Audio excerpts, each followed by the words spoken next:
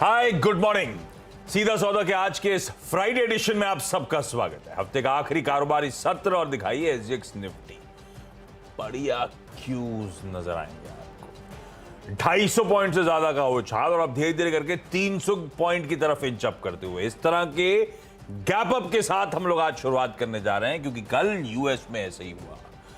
दिन के लो से 1400-1500 पॉइंट की रिकवरी रैली और फाइनली 650 पॉइंट मजबूती के साथ डाउ बंद हुआ। सारे बेंचमार्क्स 2.25 से 3.25% उछाल, जबकि इन्फ्लेशन रिपोर्ट खराब। तो बढ़िया कवरिंग के मूव्स एंजॉय हो रहे हैं। बस सारे मार्केट स्क्वीज थे, वो स्क्वीज पोजीशन थोड़ी सी स्प्रिंग एक्शन लौटता हुआ। बस ये कहानी है आज की। पर पिच का ये सुबह कुछ सिनेमा कर लेके खबरें आ रही थी, पता नहीं क्या था। कौन सी पता नहीं, कोई थिएटर खुला होगा शायद, एकदम से नजर पड़ी। फ्राइडे है ना आज, अभी नजर भी ऐसी स्टॉक न्यूज पे जा रही है। पिच कैसी नजर आ रही है? मैं तो कल रात में एक सीरीज देख रहा था और हॉटस्टार नहीं, सोनी लिव पे आई है नई, बैड गर्ल समथिंग करके कुछ 2-3 एपिसोड देखे। दाऊद देखने ये गड़बड़ हो जाती है। ओटीटी प्लेटफॉर्म की सबसे बड़ी प्रॉब्लम ये है कि आपके पास भरा हुआ माल है और जज्बाती हो के एक एपिसोड में आगे बढ़ते हो तो टाइम को पता नहीं चलता। चलो अच्छा एक और निपटा देते हैं और करते करते सुबह ऑफिस का टाइम तो वही फिक्स्ड है। कल कुछ ऐसा ही हुआ। ये गड़बड़ हो जाता है तो हाँ, क्या सवाल क्या था आपका? पता नहीं, पिच की रिपोर्ट थी बस। पिच रिपोर्ट जानना है। पिच रिपोर्ट क्या है? बढ़िया है, शानदार है, तेजी करिए, मजे लीजिए। देखिए 3% 300 पॉइंट या 2.25% एसजीएक्स निफ्टी ऊपर है। प्योरली शॉर्ट कवरिंग जैसे हम लोग भी चर्चा कर रहे थे। मुझे ऐसा लग रहा है कि ये एक बहुत बड़ा छलावा है और इसमें बहुत सावधानी की ज़रूरत है आपको, क्योंकि इतना गैप अप से अगर खुलेगा तो उसके बाद तेज़ी की गुंजाइश कितनी बचेगी, एक बड़ा सवाल ये है। और दूसरा सवाल ये है कि वहाँ पे ऐसा कुछ भी फंडामेंटली चेंज नहीं हुआ है, रादर 2 हाइक की और बातें बनने लगी हैं। तो कल के देख के बाज़ार को बिल्कुल जोश में नहीं आने का रीज़न ये है कि अगर मैं टेक्निकली भी मानूँ कि टेक्निकल बाउंस बैक था, शॉर्ट कवरिंग हुई थी या ठीक ठाक नीचे आना चाहिए, तो विक्स नीचे आना चाहिए था। विक्स का नीचे नहीं आना ये संकेत करता है कि अभी भी मार्केट उतना ही वोलेटाइल रहेगा। एक दिन में 1500 पॉइंट की वोलेटिलिटी मायने रखती है। तो कितना आप रिजॉइस करेंगे ये इम्पॉर्टेंट है। ये आप अभी टीम हमारी देखेंगे तो आपको समझ में आएगा। आप बताइए कैसी बनाई? हमने पिछली बार अच्छे नंबर पे कुछ स्टॉक लिए थे, गिर गए थे। आज हमने अच्छे नंबर पे कुछ स्टॉक लिए। क्या किया आज? इन्फोसिस तो ग्रीन रखा है। अगर बस इन नंबर से ये हो रहा है कि अगर आपको कंसर्न्स हैं तो अभी फिलहाल के लिए वो कंसर्न्स अबेट होंगे, क्योंकि नतीजे अच्छे हैं, कमेंट्री अभी भी इंटैक्ट है। पर जैसे हम लोग कॉशियस हैं, मैनेजमेंट खुद ही कॉशियस हैं, क्योंकि वो सब जानते हैं कि जो असल स्लो डाउन आना है वो अभी क्वार्टर और 2 अवे है ना। तो इसीलिए कमेंट्रीज में Q3 से ज्यादा Q4 की तस्वीर की चर्चा हो रही है हर जगह दुनिया भर में, क्योंकि वहां से असली पेन वो 2024 का पेन है जो डाइजेस्ट करना है। तो अभी उस पर बहुत ज्यादा क्लैरिटी नहीं है, अभी तो कुछ हुआ ही नहीं है, अभी तो डील विंस भी तगड़ी हैं। तो इन्फोसिस के नंबर्स में कोई कंप्लेंट नहीं है, इसीलिए मैं सिर्फ ग्रीन लेके चल रहा हूं। अब क्या अच्छा लगा सब एक एक करके क्विकली समझा देता हूं। अपने पीयर से बेस्ट ग्रोथ कांस्टेंट करेंसी में ऑलमोस्ट 19% साल दर साल। स्लाइड में से इस क्वार्टर में हो सकता है, पर अभी भी अपने पीयर सेट से सबसे बेहतर ग्रोथ। सबसे बेहतर मार्जिन एक्सपेंशन इस क्वार्टर में 150 बेसिस पॉइंट मार्जिन इंप्रूव हुए। स्ट्रीट एक्सपेक्टेशन से 50 बेसिस पॉइंट ज्यादा बेहतर मार्जिन एक्सपैंड करके दिखाए। बेस्ट इन क्लास हायरिंग के आंकड़े, कल विप्रो की हायरिंग ने सबको डरा दिया था, इतना कमजोर आंकड़ा था, ये तो अभी भी इस क्वार्टर में 10,000 प्लस की हायरिंग इन्होंने करके दिखाई है। तो अगर वो मानते हैं आपकी लीनियर ऑर्गेनाइजेशंस हैं, जितना लोग ला रहे हैं उतना धंधा है, तो उसके आपसे तो रोबस्ट है अभी भी नंबर। वो बेस्ट डील विंस हैं, 60% का इजाफा है डील विंस में। तो कंसर्न आउटलुक हो सकते हैं, इस समय नंबर्स अच्छे हैं, मुझे लगता है कोई दिक्कत नहीं। और इन्होंने अपनी गाइडेंस बैंड को, और उस पर भी टॉप लाइन पे फोकस कर रहा हूं, गाइडेंस बैंड था 14 से 16%, अब वो उसको और टाइट कर दिया है 15 से 16%। मतलब उस बैंड के जो पहले 200 बेसिस पॉइंट का बैंड था, अब उसके अपर एंड के 100 बेसिस पॉइंट पर, मतलब वो कॉन्फिडेंट है कि हम अपर एंड को अचीव करते हुए नजर आएंगे गाइडेंस बैंड। अब बायबैक पे नहीं जा रहा हूं, खुले बाजार से उस बायबैक का, और जितना क्वांटम एंटिसिपेटेड था वैसे ही बायबैक है, जितना मोटा मोटी स्ट्रीट एक्सपर्ट कहता है प्रीमियम उतना ही है, जिस मेथड के थ्रू बायबैक होगा ओपन मार्केट वैसे ही हुआ है। अब ये बायबैक करेगा क्या, अगर दिक्कतें आएंगी, ये स्मार्ट मूव है, बायबैक ओपन मार्केट से करने का फायदा समझिए। ये हम और आपके लिए अच्छी खबर नहीं है कि टेंडर रूट से करते तो अच्छा प्रीमियम फायदा मिलता, पर इस समय स्टॉक को स्टेबलाइज रखने में, गिरावट में ये बायबैक पैसा चैनलाइज करेगा। 9-10 हजार करोड़ रुपए का बायबैक है भाई, तो वो इस समय वो सपोर्ट करेगा स्टॉक को अगले 3-5 महीने, इसीलिए बायबैक की अहमियत बन जाती है। ये इंटरेस्टिंग है, हरा रख के चल रहा हूं इसको हरा रख रहा हूं। बाउंस बैक है यूएस में सॉलिड, नैस्डैक सबसे तगड़ा बाउंस बैक दिखा रहा है क्योंकि थोड़ा सा शॉर्ट कवरिंग के मूव्स आ रहे हैं। तो HCL टेक के अच्छे नंबर्स पे हम उतना ज्यादा रिजॉइस कल कर नहीं पाए थे, मैं उसको फिर इन ग्रीन लेके चल रहा हूं। अच्छे नंबर्स हैं HCL टेक्नोलॉजीज के, इस पे मैंने कल भी टीम में रखा था।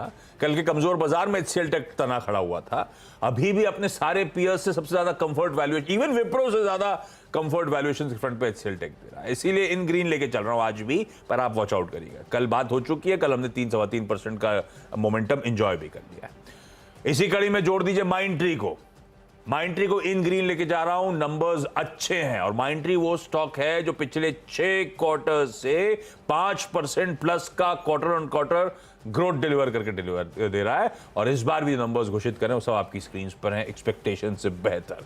माइंडट्री के अच्छे नंबर्स, माइंडट्री को इन ग्रीन लेके चल रहा हूं, तो इसका प्योर रब ऑफ होगा जिसके साथ इसका मर्जर होना है। किसके साथ होना है? लार्सन & टूब्रो इन्फोटेक, LTI, तो इसीलिए उसको भी ग्रीन। पर ये आईटी स्पेस बहुत वोलेटाइल है, आईटी स्पेस ने क्लियरली हाईलाइट कर दिया है कि लोग खरीदारी करने के मूड में नहीं है। अगर आप वो सोच रहे हैं लंबी अवधि के लिए इस समय एक्यूमुलेशन, वो ठीक है, हर गिरावट में एक्यूमुलेट करने की कहानी अलग है, लेकिन वो कन्विक्शन अभी नहीं आया है, क्योंकि अच्छे नंबर्स पे कोई TCS सल्क कर जाता है, अच्छे नंबर्स पे आईटी कंपनीज रिजॉइस नहीं कर पाती हैं, ऊपरी से प्रेशर बनता है, तो अभी भी थोड़ा सा वर्ड ऑफ कॉशन रहेगा। मैं सिर्फ देखिएगा स्क्रीन पे आईटी प्ले आउट कैसा हो रहा है। खुलने के बाद आईटी स्ट्रेंथ दिखाना शुरू करता है, अब शुरुआती अपटिक अपनी जगह, उसके बाद मूड माहौल कैसा बन रहा है उसके बाद डिसाइड करेगा आईटी स्टॉक अच्छे हैं कि नहीं है। मैं सारे स्टॉक्स कंप्लीट कर देता हूं। सन फार्मास्यूटिकल्स, अच्छे क्यूज मैं क्यों कह रहा हूं? क्योंकि टैरो फार्मा का स्टॉक बहुत बढ़िया मूव कर रहा है यूएस में, तो सन फार्मा को इन ग्रीन लेके चल रहा हूं। थोड़ा सा डिफेंसिव भी हो जाता है एग्रेसिव आईटी के साथ मेरे लिए। एग्रेसिव इसलिए कर रहा हूं आईटी आजकल क्योंकि काबू में आ नहीं रहा आईटी। स्पार्क कल भी मैंने मेंशन करा था, कल मेंशन इसलिए करा था क्योंकि एक 4 बजे कॉन्फ्रेंस कॉल होनी थी। कॉन्फ्रेंस कॉल से पहले की रिपोर्ट तो बाजार बंद होने से पहले आनी शुरू हो गई थी, कॉन्फ्रेंस कॉल हुआ, कल अच्छा रिटर्न देके गया, 3% का उछाल कमजोर बाजार में, उसी कॉन्फ्रेंस कॉल के आउटकम के चलते आज इसको रडार पे रख रहा हूं।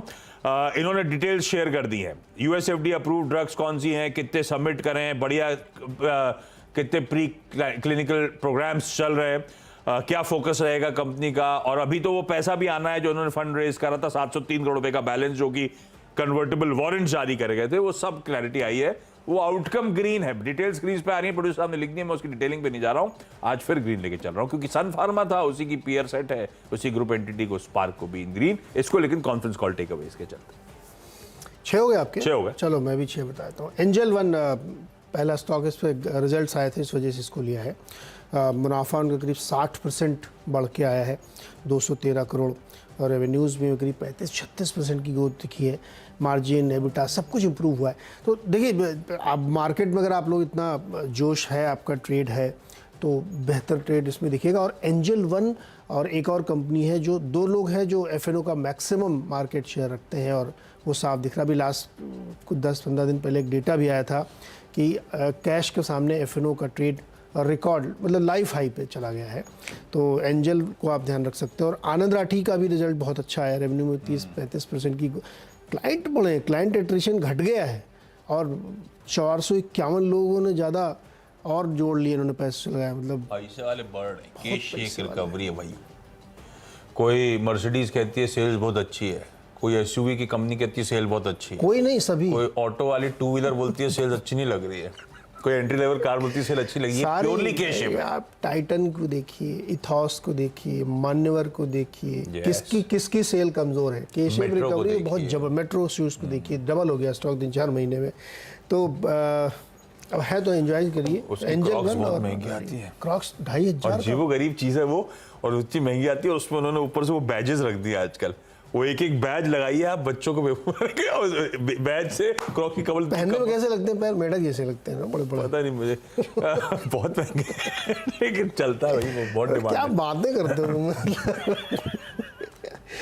तो एंजल वन और आनंद राठी के रिजल्ट अच्छे हैं, इसलिए उनको ध्यान रखना चाहिए। हिंडाल्को और वेदांत दो स्टॉक्स और है, वेदांता नॉट वेदांता दोनों एल्युमिनियम वाले हैं। शॉर्ट कवरिंग हुई कल इसमें, आप देखिए एफएनओ डेटा में तो इसमें लॉन्ग बिल्डअप हो रहे थे, गिरे भी बहुत हैं। हिंडाल्को बहुत गिरा है, वेदांत भी गिरा है। और हमने आपको कल खबर ही बताई थी कि यूएस जो है रशिया के एल्युमिनियम पे कंप्लीट बैन लगाने की तैयारी कर रहा है, तो उसका सपोर्ट मिलेगा। मार्केट ठीक है, इसलिए आज मूव हो सकता है। तो ये दो और ग्रीन में रखेंगे। वर्लपूल और वोल्टास रेड में रहने चाहिए। एक तो एफएनओ डेटा सपोर्ट नहीं कर रहा है, शॉर्ट बिल्ट हुए थे, साथ ही अब जो डिमांड थी ना इनकी वो फिजल आउट होती हुई दिख रही है। तो इन दोनों पर दबाव रखिएगा और धीरे धीरे अब वो असर आपको दिखना शुरू होगा जो ब्याज दर बढ़ने का लैग इफेक्ट है। तो हमें लगता है कि इसमें ग्रीन के बजाय रेड में ट्रेड होना चाहिए। 6 स्टॉक पूरे हो चुके हैं, छोटा सा ब्रेक के बाद अगले 4 स्टॉक्स। स्वागत है एक बार फिर से आपका। और अब अगले 4 स्टॉक्स में SBI card, Bajaj finance, Maruti और बजाज ऑटो, चारों दिखा लीजिए। मेरा व्यू अभी तक चेंज नहीं है और मुझे अभी भी लगता है ये शॉर्ट कवरिंग रैली है, फिजल आउट होगी क्योंकि बढ़ती ब्याज दरें और महंगाई आपको रियलाइज़ होगी। तो मुझे लगता है इसमें दबाव रहेगा, तो इसलिए रेड में ट्रेड होना चाहिए। रियलाइज होगी मतलब अभी तो 300 पॉइंट का गैप अप रियलाइज हो रही है, मुझे तो हो रही है पक्का। आपकी बारी आएगी जब आपको ऐसा के शेप पे थोड़ा टाइम लगता है ऊपर वाले को रियलाइज करने में। आखिरी के 4 में एक तो पावर में एक प्रोजेक्ट जिसमें एक ऑर्डर बैक किया है, वो हर्षा सुबह मेंशन कर रही थी, जो बेंगलुरु मेट्रो के लगातार ऑर्डर्स बैक दिए जा रहे हैं, तो उसमें 500 करोड़ रुपए का ऑर्डर इनके पास। 3 स्टॉक्स इन ग्रीन है, पर ये इन ग्रीन क्या है कि गैप अप जो होगा वो 300 पॉइंट की तरफ बढ़ चुका है। उस गैप अप के बाद उसके बाद कितने मीनिंगफुल अपटिक्स आएंगे, उस गैप अप सस्टेन होगा नहीं होगा, बहुत बड़ा क्वेश्चन मार्क है। तो पता नहीं, फिर आपको स्क्रीन्स को वॉच आउट करना पड़ेगा, तो फिर ट्रेड सेटअप के लिहाज से फिर देखना पड़ेगा उस गैप कितना मीनिंगफुल गैप अप हो जाता है। आई डाउट उसके बाद बहुत ज़्यादा ट्रेड अपॉर्चुनिटीज़ होंगी, पर लॉजिकली आईसीआईसीआई बैंक लग रहा है अगर कवरिंग के मूव्स आने हैं तो बढ़िया कवरिंग के मूव्स ये एंजॉय करेगा। Likewise state bank of India तो मेरे ख्याल से बैंकिंग स्पेस में समय सबकी पसंदीदा बेट बना ही हुआ है, तो ऐसे मौक़ों पे एसबीआई आमतौर पे अच्छा ट्रैक्शन दिखाना शुरू करता है। और एक कवरिंग मूव्स में टाटा कंज्यूमर, इसका हमने डाउनसाइड बड़ा बढ़िया एंजॉय करा था जब एक्सपर्ट्स पैनल ने सीएनबीसी आज के लगातार सेल साइड के आइडियाज दिए थे। कल कमजोर बाजार में इसने रिकवरी दिखाने की कोशिश, इन ग्रीन बंद होता हुआ नजर आया था, और आज जब कवरिंग के मूव्स आएंगे, I am hoping Tata consumer product शायद बढ़िया वो कवरिंग के मूव्स एंजॉय करेगा। तो इन तीनों को ग्रीन रख रहा हूं, आपको थोड़ा सा वॉच आउट करने की जरूरत। क्योंकि छोटा सा ब्रेक के उस पार टीम्स का एक क्विक रैप अप।